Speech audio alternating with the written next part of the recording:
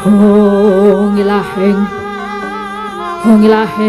awik namastu namasidam awik namastu silat mring yang jagat karono sirantondo kawisesaning bisono sono sinawung langen wilopo estu maksih lestantun lampaing budo jinantur tutur katelo tulat mrih labdeng paradya winur seta ngupama prameng niskara karonodya tumiyeng jaman purwa wini suda trah ingkang dinamadama pinardi tameng lalata mangya tekap wasananing gupita tanwun renggeng pralambang matumpa-tumpa marma panggeng panggunggung sang Murwengkata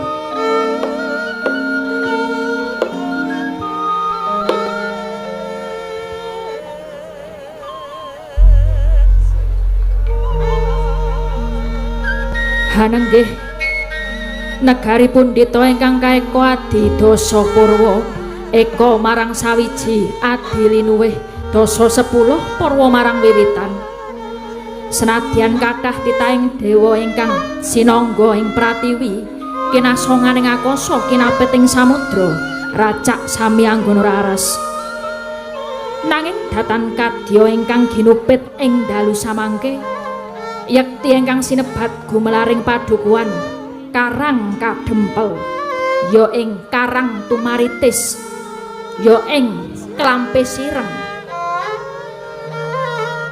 pramila winastan Karang Kadempel awet dukuh ingkang kasinungan bumi subur sugih wulu wetu pala gumandul pala kasimpar pala kapendhem yang pala wija satemah hanggesangi jalma sak dusun sinebat Karang Tumaritis karana keng toya pancuran kang tinalangan mijil saking Sendang miang Tlaga sinebat Klampe Sireng krana tengahing padukuhan tinengeran wit klampis ingkang cemeng ulesipun dasare papan miring winaraden winangun ing padukuhan wijang kang marga-marga manghayat minggahing gunung kanan kiringing marga kang katingal hamung gumelaring pasabinan dalah pategalan senadyan to hamung parigaga parijata sukanandi dudha ngasak miang randa menter parandene katingal sami neng semake wanjine wis ndungkap panen waing dami wis katon padha tumungkul kuning gumerining kadya kencana sinangling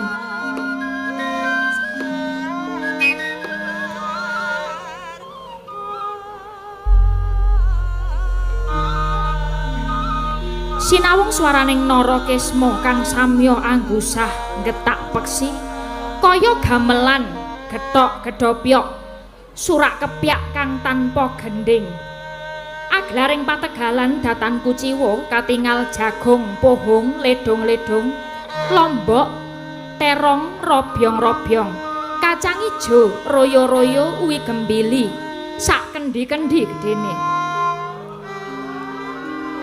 suwek dumarajek samya ngadeg katempuing samirana gegodhongane katon ruwe-ruwe kaya ngampirake kang lagya lumaksana sangsaya hamewahi sengseming swasana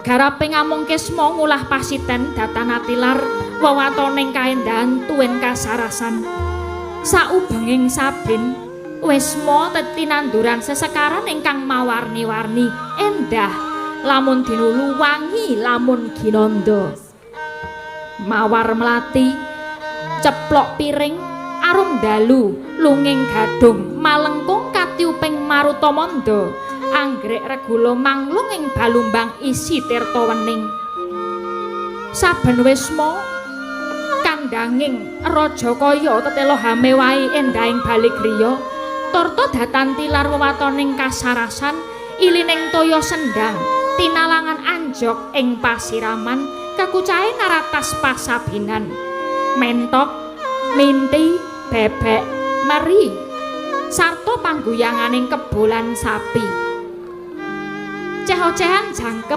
angrenggani endahing padukuan peksi podang kumandang haleledang mencok panging ketapang drekuku manggut-manggut ing wit duku peksi jalak lunjak-lunjak ajak-ajak marang peksi prenjak kaya wis sajak kencan semayan marang peksi bayan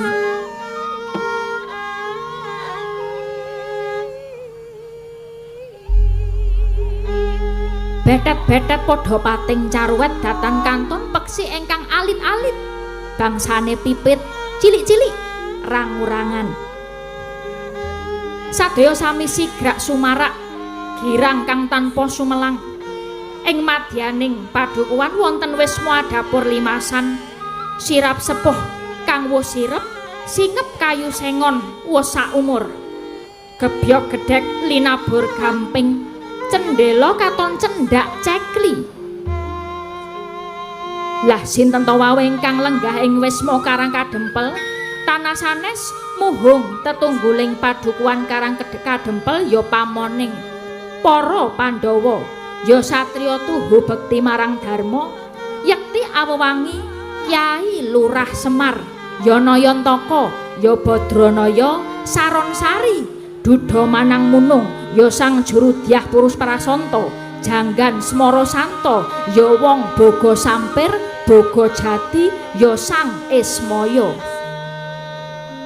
Semar tegese wis datang kasamaran saliring kahanan ingkang gumelar lan ingkang durung gumelar Nayantaka Naya tegese ulat Antaka tegese pati yen pinuju peteng atine ulate Semar kaya wong mati Badranaya Badra tegese rembulan Naya tegese ulat yen pinuju karenan penggalihe urate Semar yayah Wulandadari Saronsari tegese sak pari polahe tansah neng semake Norasaru malah sari Duda Manang Munung wujude Kyai Semar tansah ngewuhake yen diarani lanang mongko kopek yen wadon kok rerawisan Jurudyah Punta Prasanta tegese pamonging para satriya kang anggayuh kautaman Janggan Smara Santa dadi guruning saben wong kang gegulang tapa brata sabar lan lila legawa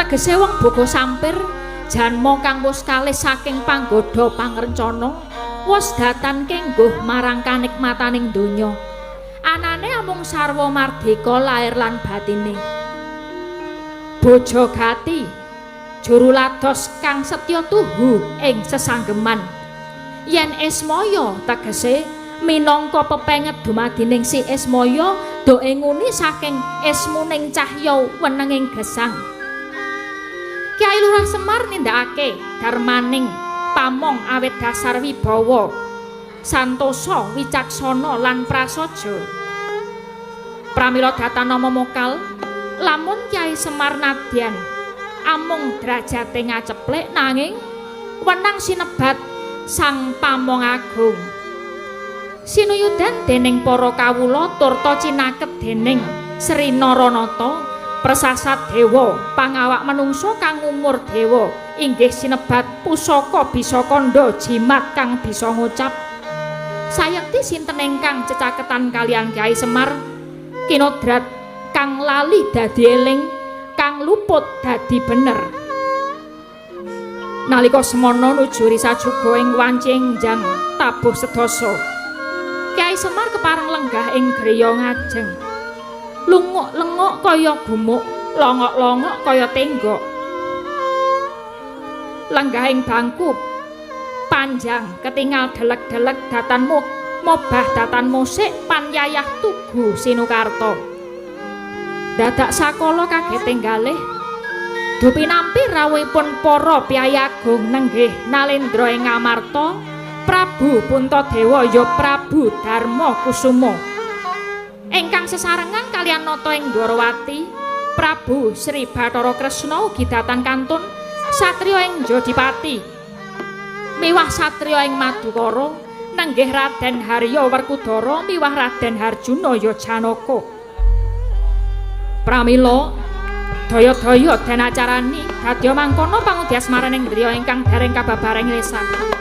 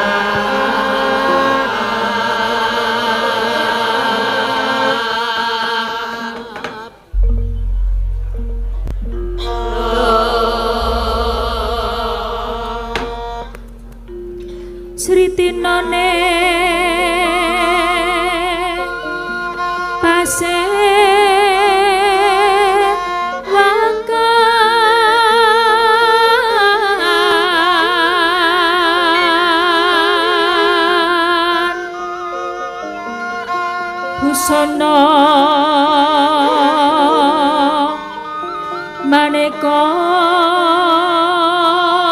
warna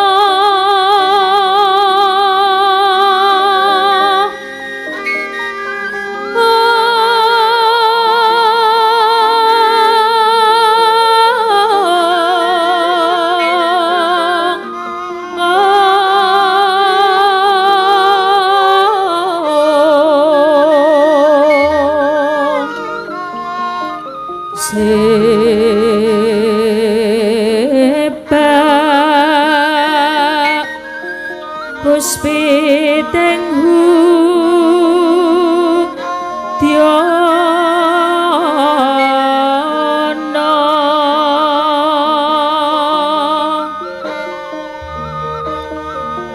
Miang panjrah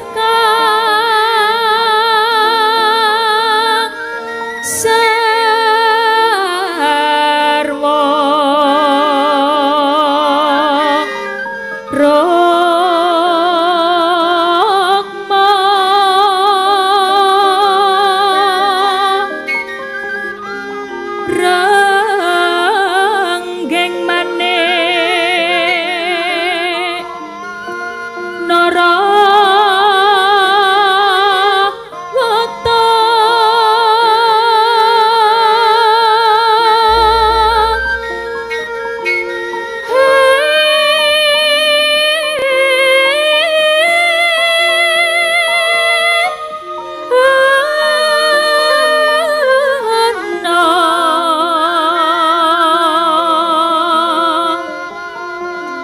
apa prabanyo kang sumirat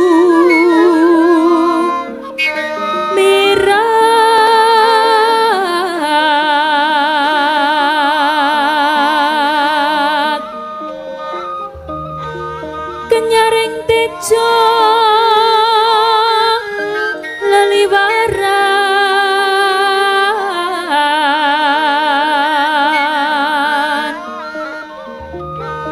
lerki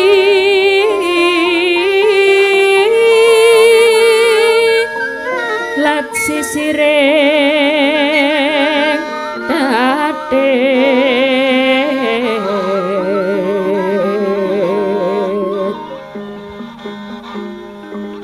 wimbuh kegondo mrek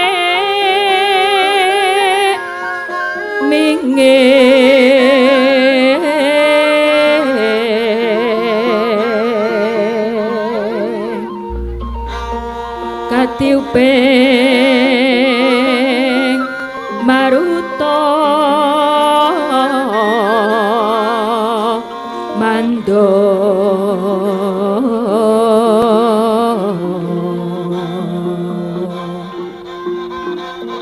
saparan mangambar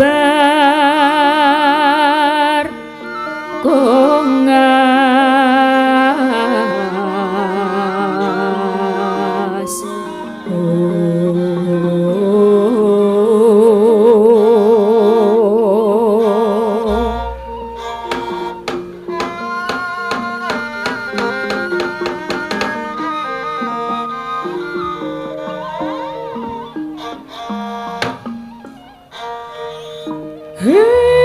blekekek ugek-ugek sak ndulita mel-mel mulane kok prenjake padha ganter jagone padha tarong jebul karang kadempel kerawuhan para priyayi agung para her-her menika menika sinuwun ngamarta sak sampunipun lenggah kanthi prayogi kula ngaturaken pambagya panakrami sami wilujeng sinuwun.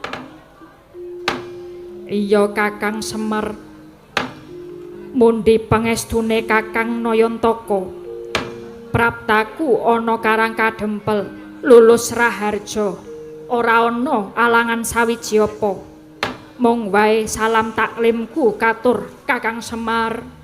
Inggih. Syukur yen manggih wilujeng lan jengandika ngaturake salam taklim kula tampi nanging dawah sami-sami. Menika Kadosipun sinuwun Dwarawati ugi sami wilujeng. Nyuwang sukma jagat mangadya linuwih. Ya pamujine Kakang Semar manggya Basuki praptaku ing Karang Kadempel. Nggih syukur dipun prayogakaken sinuwun. Ya kaya-kaya wis ora kurang prayoga. Semanten ugi Ndara Werkudara lan Ndara Janaka dipun sekecakaken anggenipun pinarak lenggah nggih Den. Iya Kakang Semar wis ora kurang prayoga. Yo Kakang Semar wis ora kurang prayoga. Sinuwun. Prasasat Karang Kadempel kados dene kejugrukan Wukir Sari kelebaning Samudra Madu. Inggih awit rawuhipun jeng andika sedaya. Nanging keparenga kula ajeng cumadong dawuh wonten wigatosing karsa ingkang kados pundi? Dene sami kepareng rawuh wonten sudung kula mriki sinuwun. Mongko yen kula wis padhakaken kok semunipun nembe nandhang pepeteng. Niki wonten menapa sinuwun? Prayogi lajeng kababarna. Kakang Semar, aku kepareng matur nanging yen ana luputku sing gedhe pangapuramu ya Kakang. Nggih Ponto.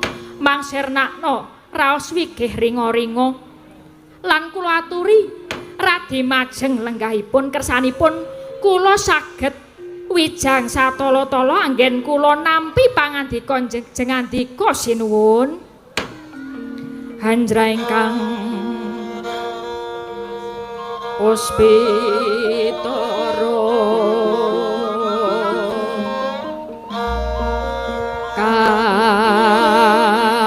kasilire samirana hamre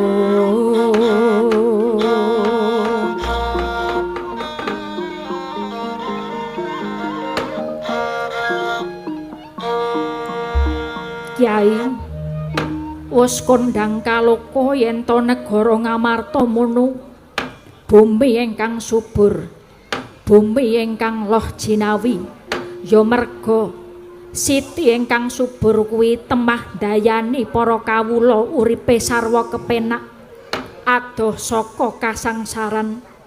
Nanging Kakang kena ngapa ing rikalenggan iki malah tiba kosok balen.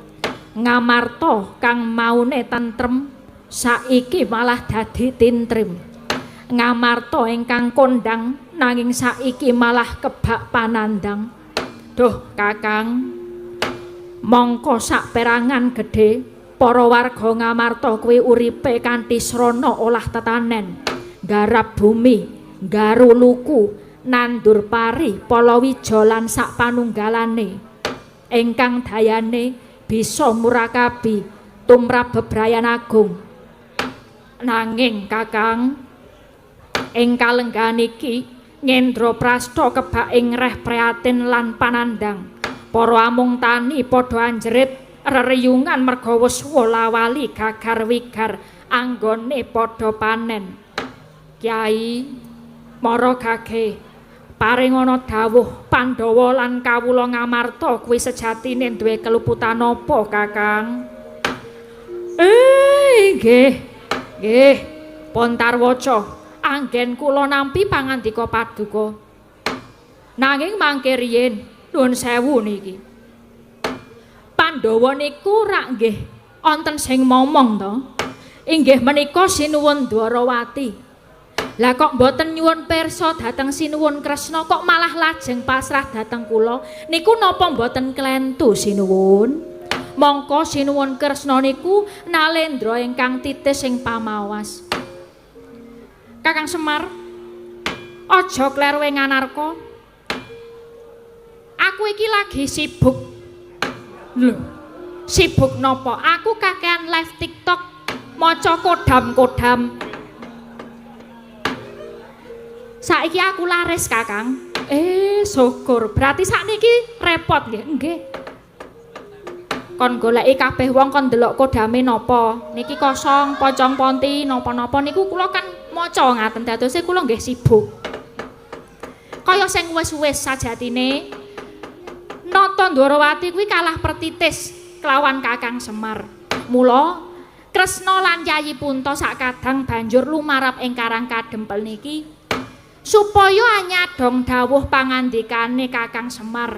Uga nyadong pitutur luhur ing pangajap bisa ambabar kanugrahan sing gedhe tumrap Pandhawa lan migunani kanggo bebrayan agung. Mula Kresna uga nyadong dawuh Kakang Semar. Wah, nggih yen mekaten pripun Dara Werkudara lan Janaka? Wah, Semar, aku uga nyadong dawuh. Aku arep nyadong pangandikamu, Kakang Mara Gage paringana pitutur. Nggih. Rehnen kula dipercaya, kula tak matur. Ketang klungsu-klungsu kula badhe nderek udu pinemu. Uwur-uwur sembur-sembur merga jane niki kula ibaratake kados dene suduk gunting tatu kalih. Krana menapa? Niki ceritane kula niku rak nggih gadah gegayuhan ajeng bangun desa. Rak mekaten. Tegese kula ajeng bangun wewengkon lan wewangunan sing wonten desa kula mriki. Lan kula pitados ndika sedaya tertentu ugi badhe paring pambiyantu lan nyengkuyung. Ning tumrap kula sing luwih wigati napa sing ajeng kula aturake niki mangke pangajap saged kinarya sangu supaya urip wonten ing Madyapada niki kebak ing katentreman adoh saka memungsuhan lan tansah dicaketake dening sanak rowang mitra karuh kersane rumaket leda seduluran. Niku penting awet sakniki jaman HP, jaman teknologi. Bocah-bocah niku sakniki sedaya nek wis nyekel HP lali. Wong tuane ngundang ora krungu. Saiki ibu-ibu do live TikTok bola-bali, bojone ngejak anu ora krungu. Niku repot. Saiki jamane bersih desa ya wis ora digalakke meneh. Mongko bersih desa kuwi penting dienggo seduluran, nglumpuk tangga teparone. Lah saiki do sibuk dhewe-dhewe ngurus bot repote dhewe, lali karo tangga teparone. Lah niku urip menika kedahipun sing mat sinamadan daya dinayanan bantu binantu. Mongko wong urip ning alam padang niki nek duwe mungsuh siji niku kakean, ning nek duwe sedulur 1000 niku rasane sih kurang mawon. Leres mboten? Nah, niku. Makane nggih ampun kok owel nek ana sedulure niku ana bebutuhan napa ya direwangi sak iso-isone. Nek duwene dhuwit ya cul dhuwit, nek duwene tenaga ya cul tenaga, nek duwene apa wae ya direwangi sak isone ben sesuk carane nek awak dhewe mati ya ana sing ngewangi ngono. Nah nek kuwi mau jengandika sedaya rawuh wonten mriki menika jan-janipun malah keleresan. Pamriye napa? Dimben sedaya menika saya caket kalian para kawulane. Lan niki pinangka tandha manunggaling kawula kelawan Gusti. Lire para pangarsa pangembating praja ya tansah migatekake para kawulane, tegese sing dhuwur ngerti sing ngisor, sing ten ngandhap nggih sami mestuti sing dadi dawuhe. Contoh kelurahan Grogol niki saking dhuwur karo ngisor kabeh kompak. Nah niku sing darbe panguwasa aja tada sewenang-wenang. Mergi panguwasa niku mboten dingge nguasani, ning panguwasa niku dingge ngayomi pun. Intine niku mboten nggih nguasani nanging nggih ngayomi. Napa Bapak Ibu? Nggih ngayomi pun. Antaraning panguwasa lan kawula niku padha manunggal saeka praya, negara cetha bakale kuat lan santosa niku sinuwun. Ya Kakang, kabeh apa kang dadi dawuh pangandikane Kakang Semar punta sak kadang mung tansah mestuti lan yen pancen Kakang Semar bakal mbangun desa mesti wae punta sak kadang bakal sabiyantu Kakang. Nadyan Kresna uga bakal mbiyantu Kakang. Wah yo aja wigih-wigih Semar, aku uga bakal ambiyantu. Nggih, matur suwun sanget, matur suwun sanget. Dene paduka sedaya kersa mbiyantu nggen kula badhe mbangun wewengkon. Lah sakniki babakan pangandikan lan pepeteng jengandika kala wau. Ngaten nggih sinuwun. Janipun kula sampun graita. Kula pun krasa yen ngamarta sakniki pun benten kalian ngamarta sing biyen.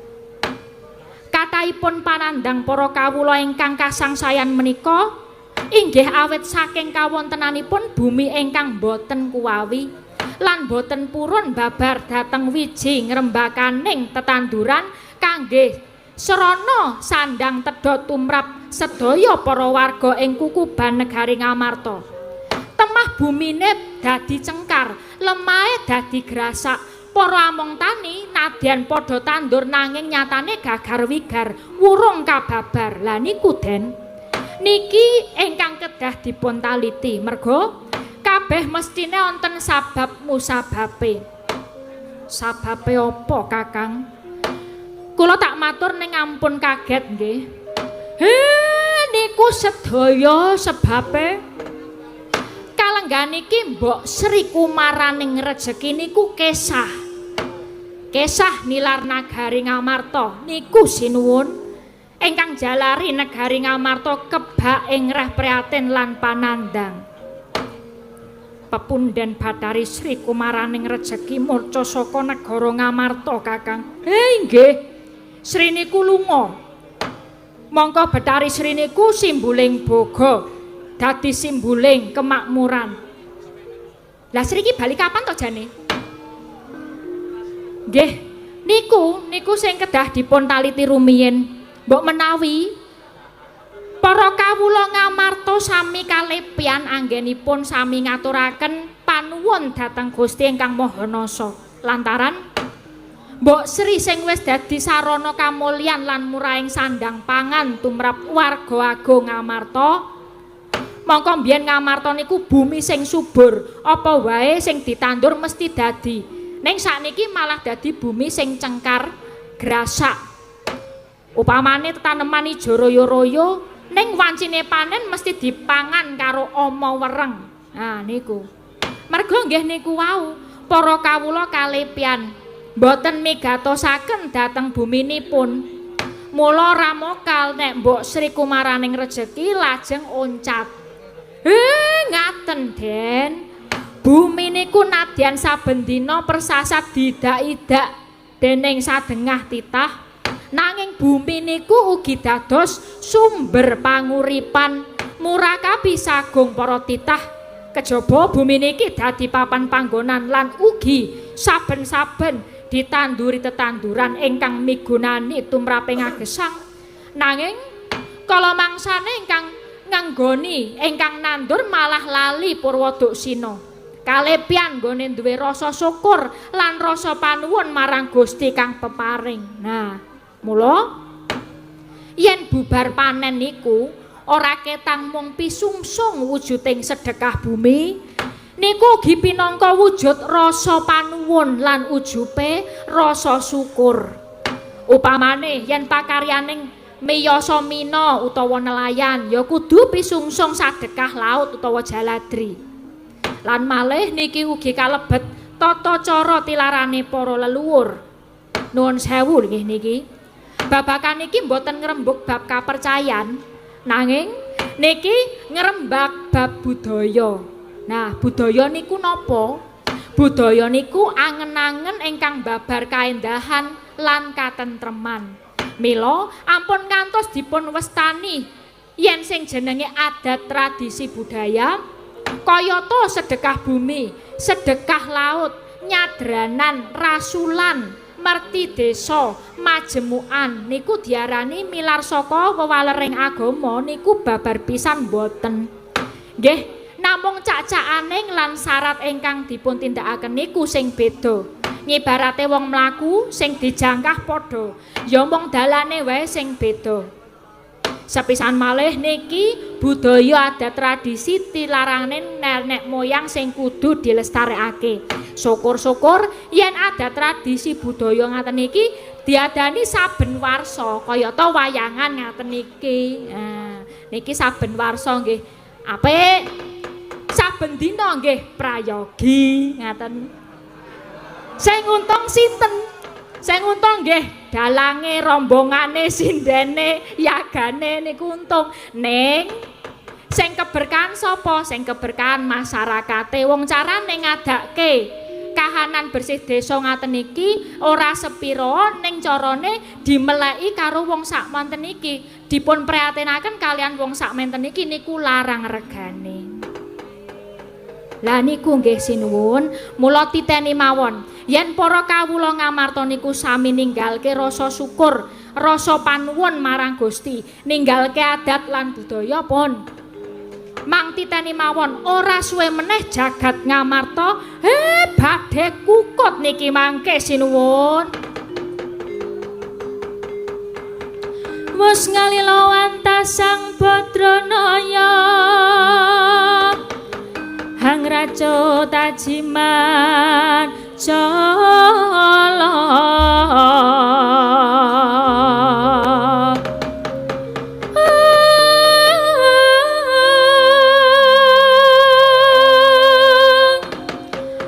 wenang ukut pancandriya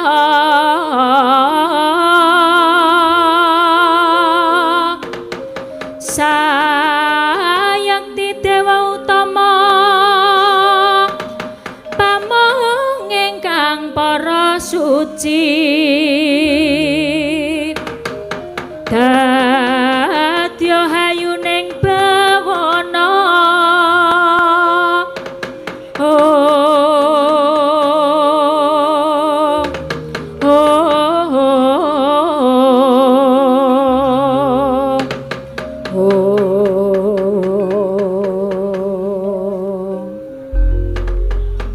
aduh Kakang, banjur prayogane piye Kakang? Murih pepunden Mbok Sri Dewaning Boga enggal kondur ing Amarta. Iya Kakang, mangsa borong iguh pertikele Kakang Semar. Mbah Semar, piye supayane Mbok Sri enggal bali? Pun sinuwun, sawetawis jengandika sedaya kula aturi lenggah rumiyin wonten pengkeran menika. Menika sinden-sinden sampun beto lotis. Sampun beto tiwul komplit Monggo, sareng-sareng sinden-sinden pun macak ayu-ayu ngangge seragam biru. Mangke sedaya kula ingkang badhe ngrigenaken lan budidaya mreh kondoring Betari Sri. Nanging sedaya mawon kula aturi suminggah rumiyin margi sajake niki wonten Karang Kadempel ajeng wonten dayoh. Yen jengandika niki sami lenggah wonten mriki, mangke ndak malah gelo penggalih dayoh niki mangke. Oh iya Kakang. Aku tak nunut lungguhan ana mburi, aku pengen jejer karo Agnes. Iki monggo milih mawon Prastiwi nggih wonten komplit niki. Ndara Kresna ajeng kalih sinten? Aku nek rayu ora aku. Mantep dhewe. Nggih monggo mawon. Monggo sami suminggah rumiyin selak teka dayuhe.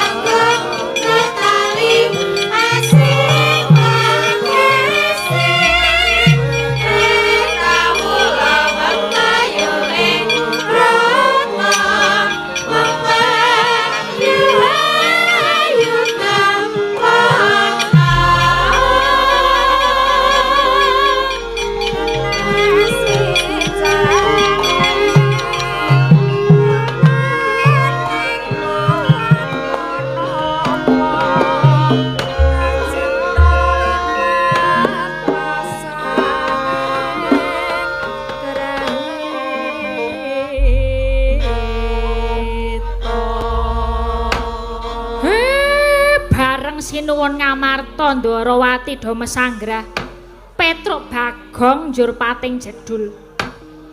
Mau kok do ora melu sowan? Kok ora melu dadi siji ning kene iki do ngopo? Lah nggih to, Pak. Nek kula Bagong Gareng niki wau nggih melu sowan dadi siji ten mriki ndak. Mangke ngregon-ngregoni le do rembugan. Wong nggih kabeh niku sing rawuh piyai luhur nggih to. Kula nggih mboten penak, mboten sae nek Petruk ngono kuwi melu nguping niku kan mboten sekeca. Mula kula trima ten jaba ya ra, Gong. Ah iya. Ning jaba wae penak. Karo ngintip-ngintip leda ngoncaki lotis ro. Madang tiwul. Aku ya pengen ning kaya piyai-piyai luhur aku lar njaluk piye ya, Truk. Ya engko disanggoni. Lah iki Gareng ning ndi? Gong. Gareng mau malah ning ndi? Ah, mbuh mau. Gareng iki saiki rada laris kayane. Akeh banget Gareng dadi tanggapan kono, tanggapan kene aku ora weruh mau ya ana. Ning ketoke ana telepon mau njuk tanggapan. Ya saiki keswan barang pengen dadi Gareng. Sapa-sapa pengen dadi Gareng. Wah. Mbah ngapa? Kok ya Bagong karo Petruk ngono ra hits ya, Truk. Ha ya mbah. Wis dhewe-dhewe kuwi. Oh, ya wis nganu ya, Pak. Niki kula jane ten Jawi niku ajeng kadosipun kula pirsa wonten Durna kaliyan Patih Sengkuni. Kadose ajeng rawuh mriki, Pak. Rak tenan to. Ana dayuh jebol Durna karo Patih Sangkuni nggih. Tenang ya, Pak. Durna karo Sangkuni iki ning di papan mesti mung ngarep gawe kisruh. Mengko nek macem-macem tak atasane, Pak. Truk awak dhewe ning burine Bapak jagani. Engko tak incenge Durna nek ana apa-apa Bagong sing maju.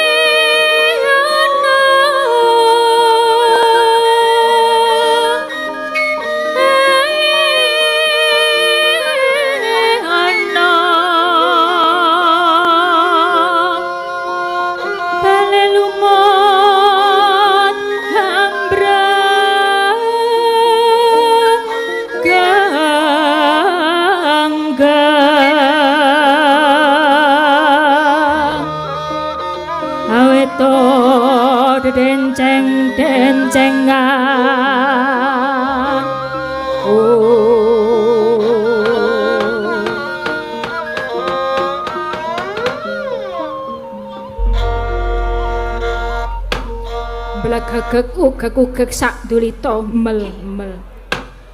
Ngerti-ngerti kok sadungku kerawuhan piyai loro. Mangke riyin menika Begawan Durna saha Rekyana Patih Sengkuni. Sasampunipun lenggah kanthi sekeca sarawuh jengandika kula ngaturaken pambagya panakrami sami wilujeng rawuh mriki. Lole. Samorante duk neng dumpul alas dadi wana-wana dadi alas. Ya babak hawela. Iya, Kakang Semar, pamujine Kakang Badranaya slamet praptaku ana kene. Iya, Kakang. Praptaku ya ora ana alangan sewiji apa. Nggih syukur yen mekaten. Dipun prayogakaken lenggahipun. Iya. Nadyan jane aku rapati penak. Neng ya kudu tak penak-penakke. Mergo aku ki pendhitaning ratu, pujangganing kraton. Aku kulino lingguh kursi sing ana babute, empuk tur mendut-mendut. Bareng tekan kene, lah kok mong tok lingguhke ning tumpukan pelek kaya ngene iki. Jane kowe iki ndek usaha apa? Kok tak delok ning nggon ngarep tulisane usaha tambal ban Simo Dodronaya. Tambal jam 24 ban. Tambal ban 24 jam. Ayo mbuh aku ra roh. Nggon kaya ngene kok. Aduh. Ah, gila aku jane. Semar. Kowe iki dadi punakawane Pandhawa ning seprono seprene kok ya kowe iki mung ngajak wae. Kowe ra ono undakane. Delok niki omah kaya ngene iki saya cendak wingi 3 meter kok saiki dadi mung 2 meter. Nak ya cengelku ra penak to nek kaya ngene iki. Omah kok ya isih gedhek wae. Payonmu ya mung saka blarak. Gak iki to. Alah. Nek ngisor joben ngono ya lumayan. Lah iki jan lemah gek. Teleke pitik do ting telepok ning kene. Yah, gilane tenan. Di ngapura ya Mar. Sendalku kepeksa kudu tak nggo tur aku nganggo kaos kaki. Aku mau ndak masuk angin ning kene. Terus iki teko-teko kok wis nyebaya. Aku gumun ngendi papan nek sing ketekan menungso loro kuwi kok mesti ngerusakke swasana. Aku wis kemropok iki wis emosi tenane Truk. Sabar. Tenang, durung ngomong apa-apa. Iki baru permulaan. Dirungokke dhisik, sabar. Sabar piye? Kok nek isih nyelekit suarane tak gajul tenan. Ki aku wis nggawa watu iki. Nggih apa? Aku mergane rada gebelet e. Dadi ya kon nggembol watu engko ndak merucut neng kene. Panemban. Pancen kahanan kula nggih ngaten niki. Ning kula nggih mboten nate ngresula. Sing penting menika Bagas waras. Le arep Bagas waras ki kepiye? Le arep Bagas waras ki kepiye? Le arep sehat ki kepiye nek kaya ngene iki? Omahmu wae ra pokro kaya ngene iki reget. Pelataranmu ya jembrung. Oh, ngono wae kowe iki kok ya betah dadi punakawane Pandhawa. Lah nek sekirane Pandhawa ki ora kuat bayar kowe ngomong karo aku to Mar. Nggih pun. Sak kersane sampeyan. Lah niki jane wonten wigati napa to? Ya wis. Ngene ya Mar. Aku ki ya selak ora betah nek kesuwen ana kene. Dadi langsung intine wae. Bakune praptaku ana Karang Kadempel kene mung mundi dawuhe anak Prabu Duryudana rehnen saiki negara Ngastina lagi ketaman pagebluk Mayangkara. Nek larang sandang larang pangan kuwi ora tau. Merga negara Ngastina ki negara sing sugih mblegedhu. Nyatane wae delokan iki. Lho. Ki nek tak buka delokan emasku tekan kelek iki. Iki bukti nyata. Nanti rada jengget sithik. Iki nyata Ngastina ki negara sing sugih mblegedhu. Ning mbah jalarane ngopo? Kok dadi negara Ngastina saiki kawulane akeh lelara. Akeh sing jenenge Rajapati. Bebasan esuk tempe dele jero pati lara. Piye? Wah, jan ngisen-ngisenke. Esuk lara sore tumeka ing pati. Esuk lara sore tempe tumeka pati. Esuk lara sore tumeka ing pati kuwi pokoke. Mongko pirang-pirang budidaya wis ditindakke. Klebu nimbali para pinter, para wiku winasis supaya ngusadani rangkaning praja. Parandene ora mendo malah saya ngrebdolah. Banjur anak Prabu Duryudana nampa wangsiting dewa negara Ngastina bakal uwal saka panandang waton ora ketang mung sedhela kudu mboyong Semar ning negara Ngastina. Wis paham to? Tekaku ana kene kedhawuhan supaya mboyong Semar. Nek jane aku ora percaya nek karo keluwihane Semar ki apa. Alah mung Semar mono. Aning gandeng aku ki mung saderma didhawuhi, anane ya mung mangkat ngono wae. Mergone nek mangkat ngene iki njok ana duwite. Ra ketang sepira-pira dadi aku sing mangkat. Wis ngono kuwi ya. Mula ayo saiki kowe gelem tak boyong ning Ngastina ya, Mar. Arep tak jaluk bewono apa wae bakal tak turuti. Ayo. Omahmu ra kaya ngene iki, engko digawe magrong-magrong. Kowe njaluk kendaraan apa tak golekke. Iya Kakang Semar. Aku pinangka dadi seksi tama yen Kakang Durna iki kedhawuhan supaya mboyong Kakang Semar mula yen pancen Kakang Semar kersa diboyong wis ta. Arep ngarani bebaya apa aja sumelang, mesti bakal dituruti klebu anak-anakmu. Mengko ya bakal dimulyake. Semareka den prayitna semuri reseka balik gilar-gilar semedi tengahing latar.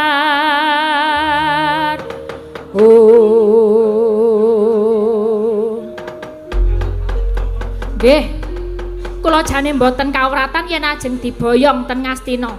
Ning ampun sakniki, margi niki kula tasih wonten ayan. Benjang yen pun rampung ayahan kula purun dipun boyong.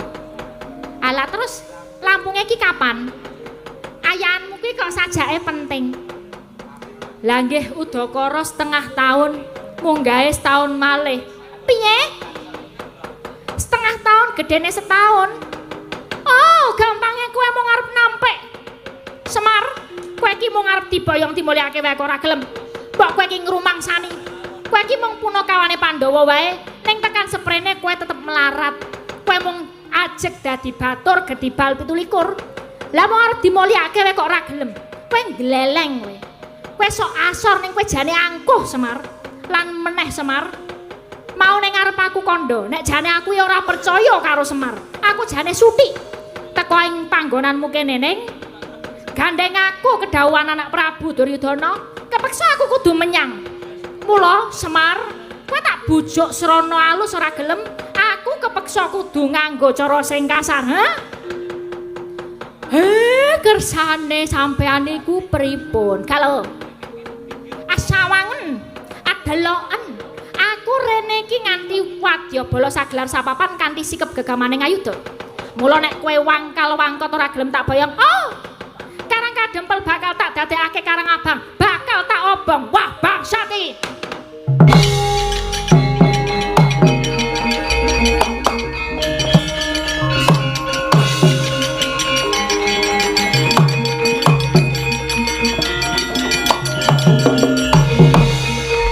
Mbah, nuwun sewu. Mbok nek kowe duwe wadah kacang diatur. Matane sapa? Matamu. Delokke kene. Iki pancen rada munggah ngene iki manike. Delokke kene. Ayo iki wis tak delokke. Watono monggo kowe. Bagong. Gong, kowe sabar ya, Gong. Aja emosi. Sabar, Gong. Sabar apa? Kulon Pragawe ana watese.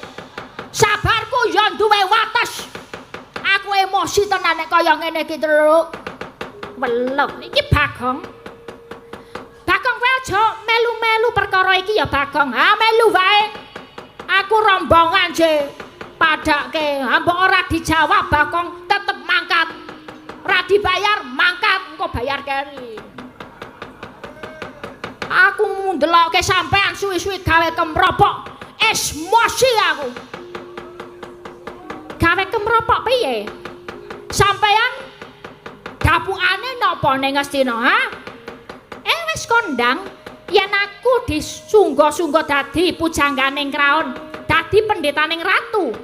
Ngapa Bagong? Lah kene dadi pendhita. Jare pendhita ki ngepen barang sing nyata. Jare pendhita ki dipundi lan ditata. Dipundi ngilmu batine, ditata solah bawane. Ning kok cangkemmu elek kaya ngono, Dur? Oh, lah kok malah nyangkem-nyangkempe karo pendhita iki kok aku wirang ning kene ya, Seng? Kok aku dadi melu dionekke, Seng? Wes ben. Nyatane pancen elek tenan kok. Omonganmu radiator. Radiator. Piye to, Truk? Radiator. Pancen cangkeme kok radiator ben. Perkara kowe ngelek-elekke bapak, ngonekke bapak wong melarat, aku ora apa-apa. Nyatane ya pancen melarat tenan takoni. Ning banjur kowe mung ngemingke bapak kowe muni bapak mung batur getibal 17 loro atine Bagong kowe padha karo mung ngemingke bapak kowe wis nginyak-inyak bapak Bagong sing ora trima perkara bapak melarat ya wis ben wong mangan ya ora njaluk kowe ya to bapakku urip ngene iki wis ikhlas wis nrimo apa anane bapakku ya tetep bersyukur mergo piye wae hasil sing halal saka jerih payahe bapak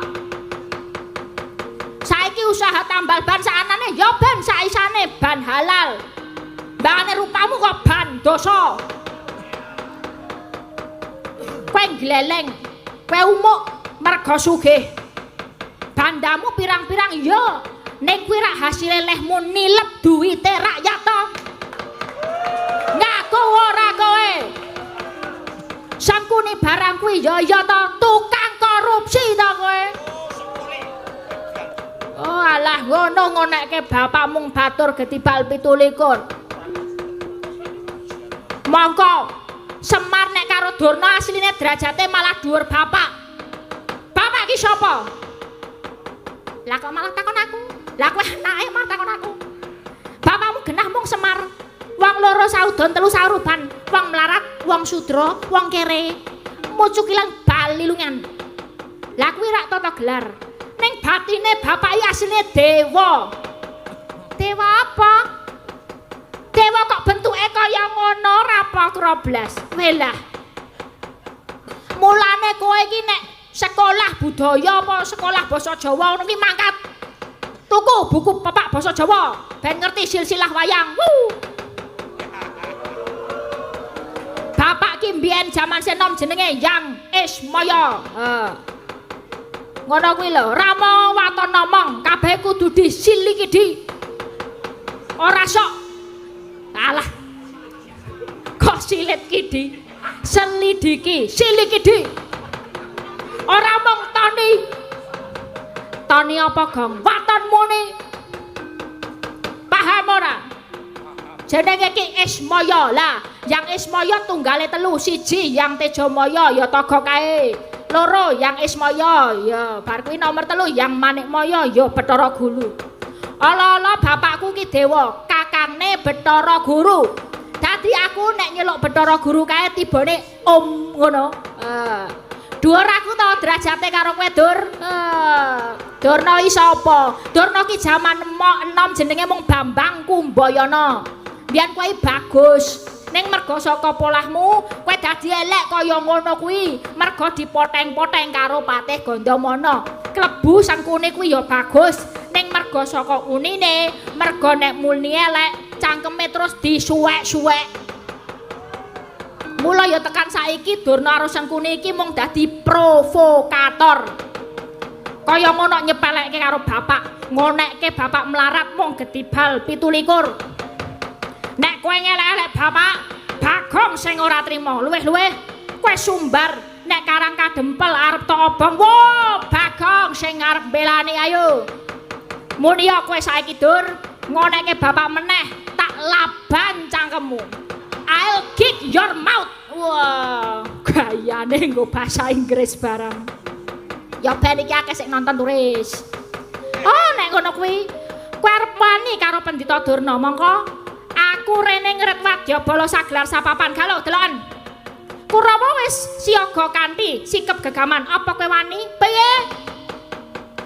Sing tok andel-andelke kuwi mesti Kurawa terus. Kurawa ki mung rombongan apa, ha?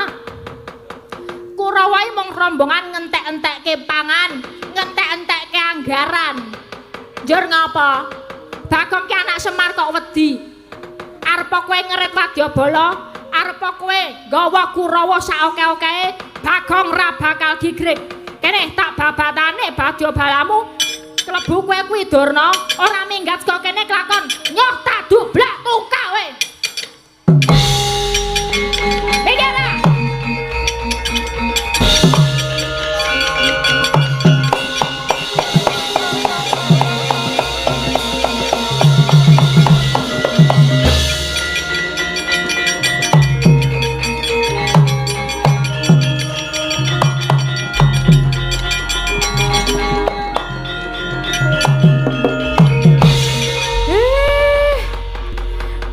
pancen kowe anak ragil sing iso gawe bombong Bagong. Wah, seneng aku.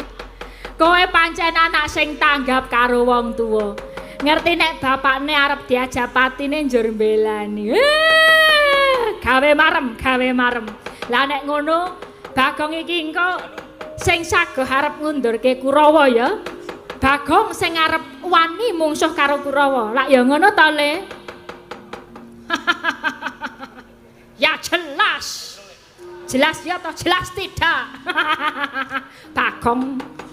Loh, lalemu mencak-mencak karo nesu-nesu mau ngopo ya, Gong? Ya aku mung nantang ketok. Karo nendang ngono kuwi ben ketok wangun. Nantangke piye? Nantangke sapa? Halah kowe iki ngopo? Anak Semar ki ra mung Bagong, kowe ya anake Semar.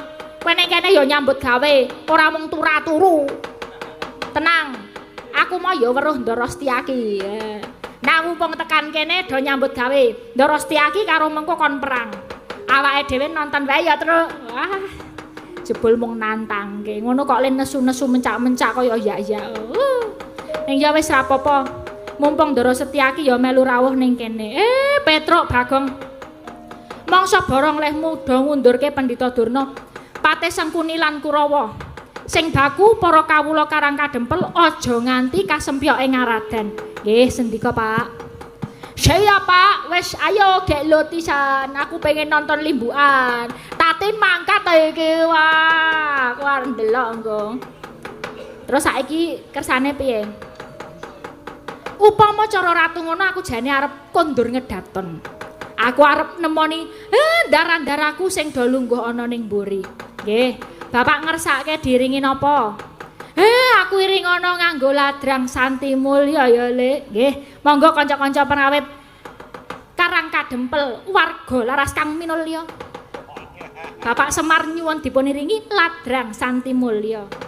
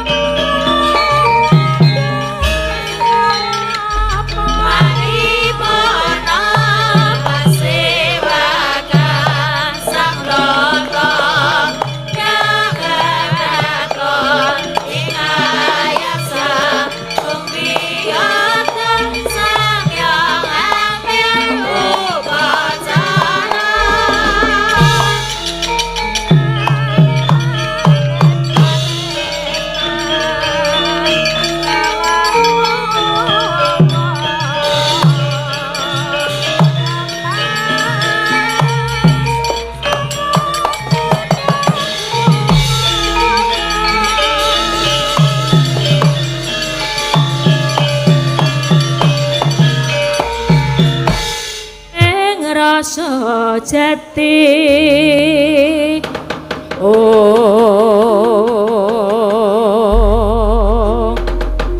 sinegeg semanten gendika caposak jawining pendapi Karang Kadempel Ki Lurah Petruk lan Bagong sami mrepeki Raden Setyaki akarya kagiat kadara wekasan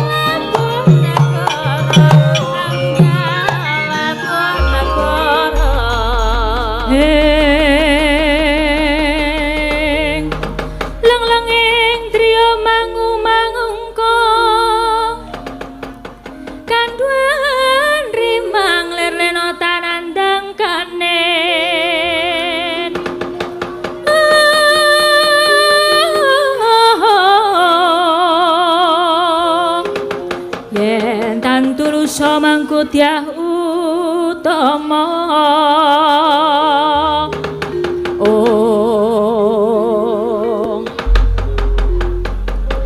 Ndara Setyaki pangapunten rehnen kula wae dereng kabar mbagekke wilujeng to Den bakti kula katur nggih Den Setyaki ya Petruk tak tampa lan pamujimu slamet tekaku ning kene. Bakti kula nggih Gus. Ya Bagong tak tampa. Petruk, rehnen aku mau ora melu nyaket.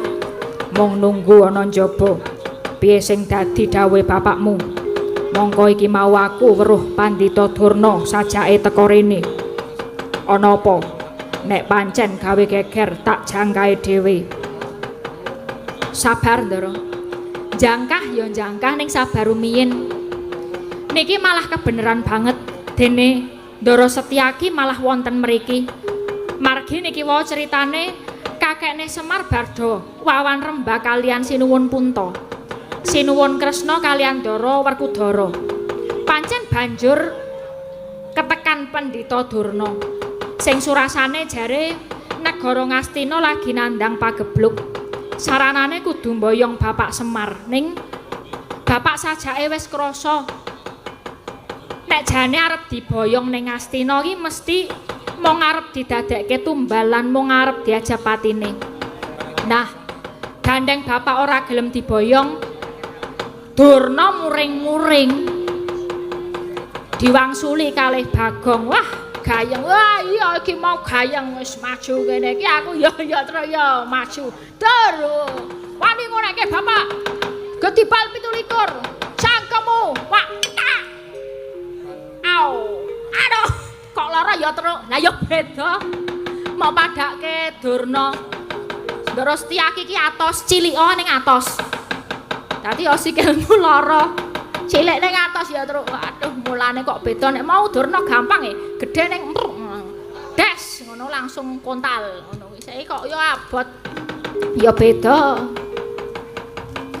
sabar jane kula niki wau mencak-mencak kalian Pendeta Durna mergo asline ya mong golekke gawean jenengan niku Ndara Setyaki Durna Sangkuni niku sakniki ten pundi mawon mesti nggawa Kurawa tur mesti gawe geger Mula to kula nyuwun tulung panjenengan nyambut gawe nggih Den. Ya nek ngono aku jane ya isih mangkel Bagong kowe kok wani karo raiku mok tak ngono kuwi mau ya. Ngapunten lah ya saking semangate niki wau kula saged marake Durna rada girap-girap keweden. Ya tak ngapura. Yen ngono lungguh sing prayoga tak ajare Kurawa.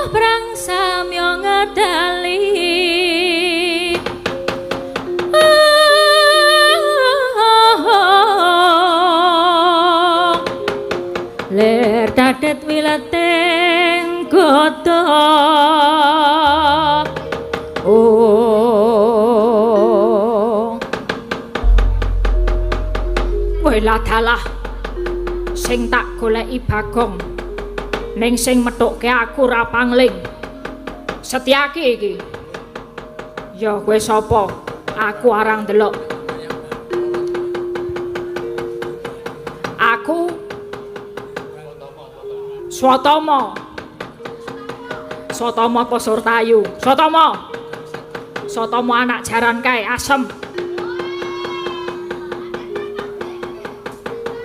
Kowe wani marang aku, kowe mepeti lakuku aku goleki Bagong. Kowe rasa goleki Bagong. Yen pengen goleki Bagong, ngadepi Setyaki dhisik. Setyaki, kowe mau ngerti apa ora yen Bagong wani nyecamah karo Bapa Durna? Sumingkira Bagong kon rene tak tugele gulune. Ora perlu ngepok punakawan lan kowe arep gawe rusak Karang Kadempel. Setyaki sing saguh mbabati Kurawa babuh kemping loro ngenjah pati wani dening aku apamu sing tak wedeni. Maju tiban tangan pecah sirahmu.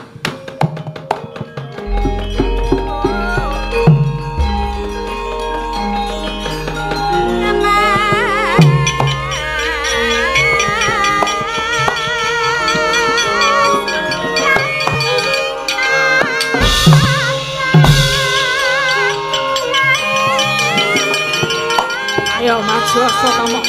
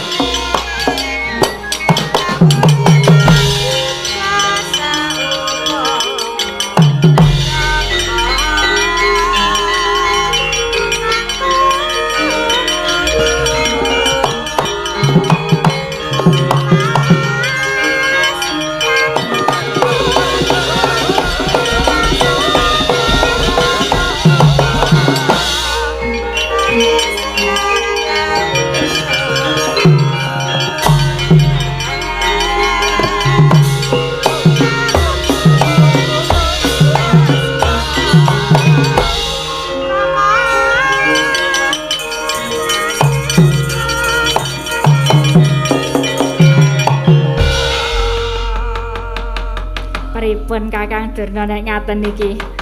Nek disawang, nek ditrawang, nek sing maju Setyaki, waduh. Cetha Kurawa mundur iki. Dek Patih. Oh, Kurawa iki pancen ya mung gayane tok. Jane ngono ora ana untutane blas.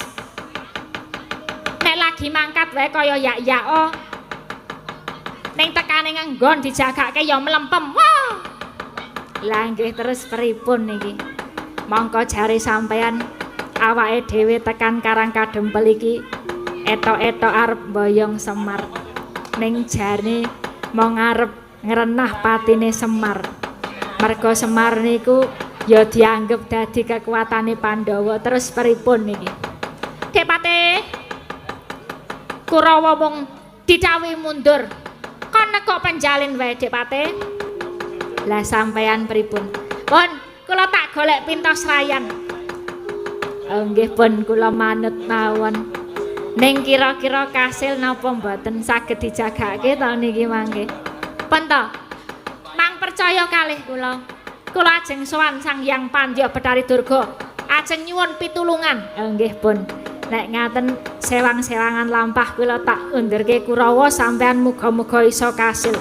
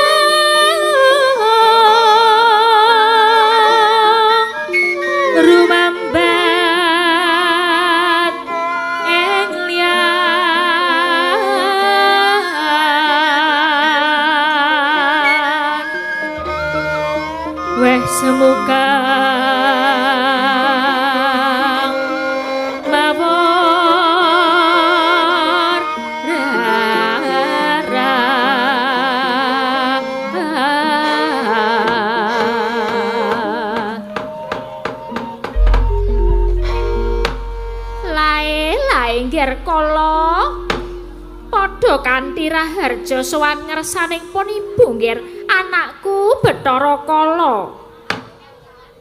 Iya mundi pangestune Ibu Betari lulus raharja sowanku Ibu bektiku katur.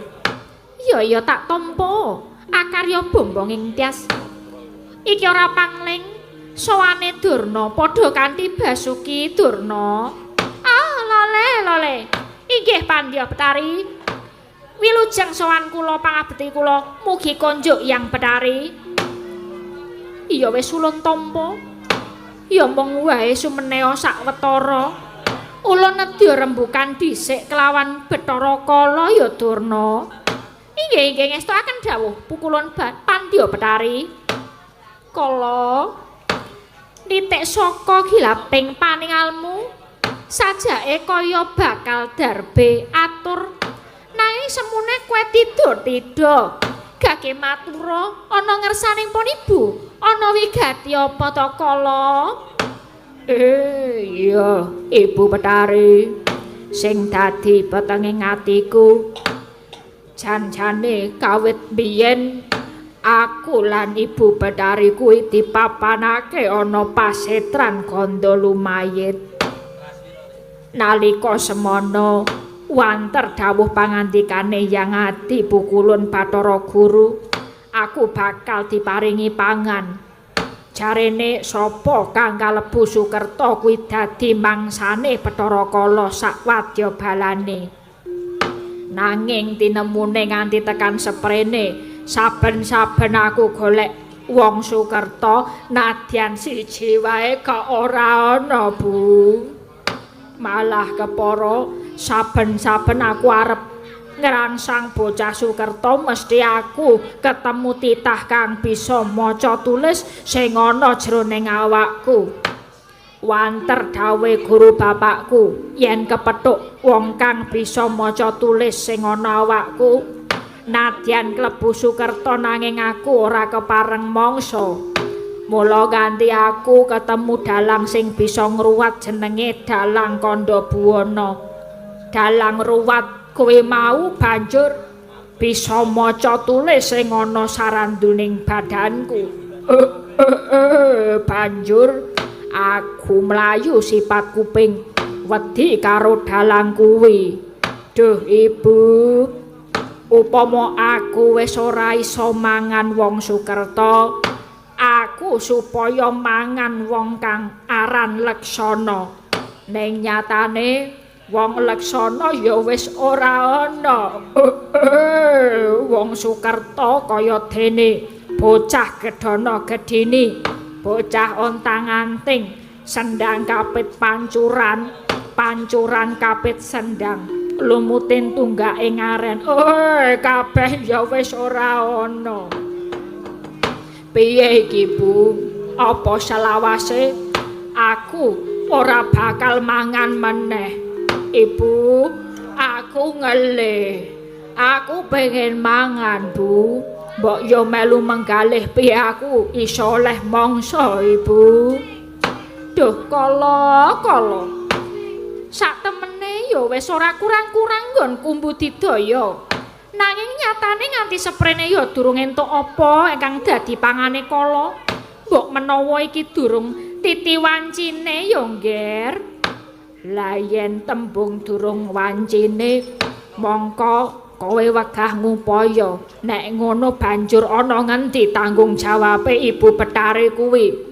Mongko kowe kuwi jare saguh momong para baju barat, para jim setan priprayangan. Ning nyatane piye? Kowe ora nduduhke ngendi pangane para baju barat. Piye Ibu? Ya Kala, renen aku iki mundi dawuh saka Yang Adi Pukulun Pramesti Bathara Guru supaya ngreksa lan momong para baju barat aja sumelang. Aku mesti bakal mbudidaya ya ngger. Saka petungku Madyapada kuwi sejatine isih ana kang klebu dadi Sukerta sing dadi panganmu. Ya kuwi kang sinebut Pandhawa 5 ngger. Kuwi dadi pepalang sangaring laku. Apa Pandhawa kuwi uga klebu dadi panganku, Bu? Iya, kuwi klebu dadi panganmu. Malah saiki ngene ya, Ngger, iki ana dalan prayoga. Krana kalenggahan iki Pandhawa lagi padha mapan ana ing Karang Kadempel.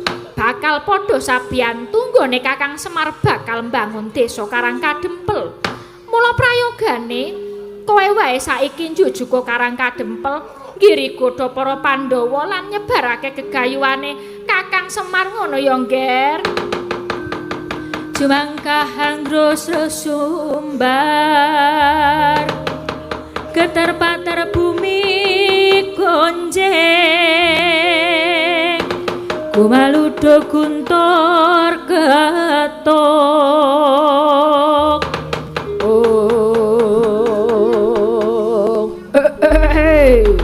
Arcaka belah iblis padha jek-jekan bubrare kaya wis terwaca sing dadi dawuh pangantikane ibu yen mangkono dina iki aku bakal nedya budhal ana Karang Kadempel mong wae pangestune Ibu Betari sing tak suwun ya Ngger kala sing prayitna ngati-ati ya Ngger.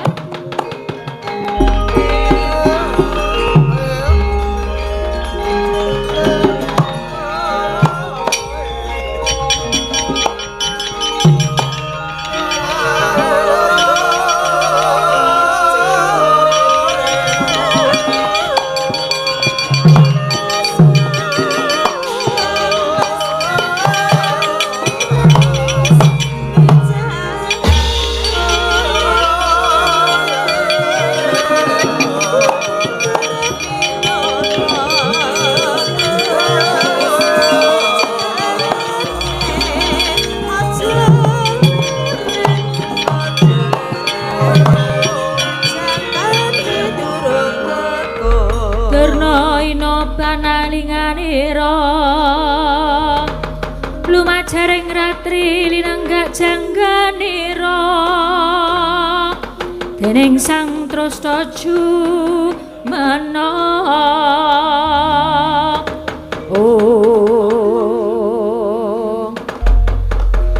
Kumbayana ya Durna saiki sira maturana wigati apa?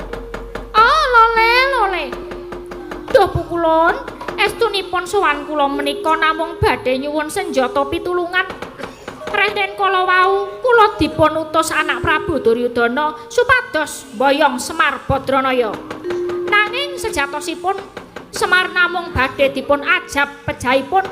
Jalaran menika ingkang dipun anggep dados kegiatanipun Pandhawa.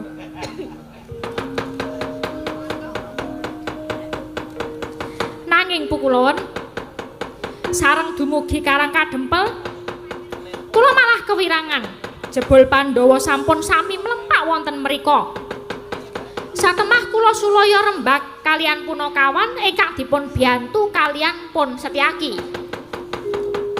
Menika gawat keliwat-liwat Pukulun. Kula nyuwun dipun biyantu nggih Pukulun. Lae. Ya Durna, jeneng kita wis mireng dhewe nggon ulun rembugan kelawan Bathara Kala iki mau. Yen ulun uga sedya ngiri godha lan nyabarake apa kang dadi gegayuhane Kakang Semar. Kang mengkono aja sumelang, ulun bakal paring pambiyantu ya Durna. Waduh. Nggih, matur nuwun. Lajeng keparengipun ya mengko sedya tak reka daya Jaramaya wonten dawuh Ibu Betari jeneng kita wae dawuhna para baju barat supaya padha budhal ana ing sak kiwa tengening Karang Kadempel. Para kawula kang mapan ana kono padha giri-godanen lan Semar nggone bakal mbangun desa kudu dicabarake Jaramaya. Oh nggih, ngestakaken dawuh Ibu. Yen mekaten kula nyuwun pamit, nyuwun tambahing pangestu. Surtiti ngati-ati wis ayo Durna. Bebarengan budhal kelawan panjenengan ulun ana ing Karang Kadempel Durna. Inggih, monggo kula dherekaken Bu Kulun.